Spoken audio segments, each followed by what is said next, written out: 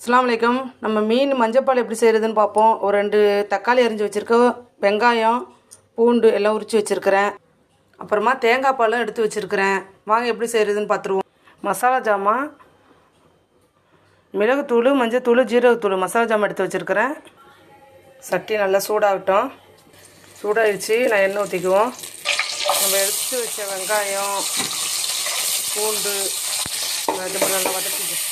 அதிலே தக்காளியும் போட்டு நல்லா வதக்கியாச்சு. கருவேப்பிலை போட்டுப்போம். நம்ம எடுத்து வச்ச மசாலாவெல்லாம் அந்த பாலில் போட்டு நல்லா கலக்கிக்குவோம். கலக்கினோன்னா வெள்ளையாக இருந்த பால் நல்லா மஞ்சள் கலர் போயிட்டு பாருங்கள். இதுதான் மஞ்சள் பால். இதை வச்சு தான் நம்ம செய்ய போகிறோம். தக்காளி நல்லா வதங்கிடுச்சு. நம்ம மசாலா கலக்கி வச்ச பாலை அதிலே ஊற்றிப்போம். தேவையான அளவு உப்பு. என்கிட்ட பச்சை மிளகாய் இல்லை, அதனால் 1/2 ஸ்பூன் மிளகாத்தூள் போட்டுக்கிறேன். பச்சை மிளகாய் இருந்தால் ஒரு 3 பச்சை மிளகாய் போட்டுக்கோங்க. மூடி வைப்போம். நல்லா கொதிக்கட்டும். கொதிச்சோன்னு பார்ப்போம். இந்த சமயத்தில் நம்ம மீனை போட்டுப்போம். மீனை நல்லா போட்டுட்டு கலக்கி விடுவோம். இப்போ மீன் நல்லா வேகட்டும். அப்புறமா திறந்து பார்ப்போம். நல்லா கொதிக்குது. நம்மளுடைய மீன் மஞ்சப்பால் ரெடி ஆகிடுச்சி. அஸ்ஸலாமு அலைக்கும். பிடிச்சிருந்தா லைக் பண்ணுங்கள், ஷேர் பண்ணுங்கள், சப்ஸ்கிரைப் பண்ணுங்கள்.